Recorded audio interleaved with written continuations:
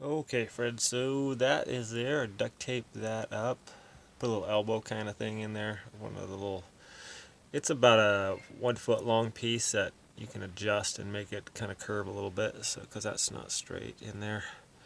Uh, Put duct tape around there where it meets with this one. This is the adjustable part here. That one, and then there's the out to the roof vent there. Put a little bit of duct tape there to hold the bracing, as well as here, and there we are right over our hole.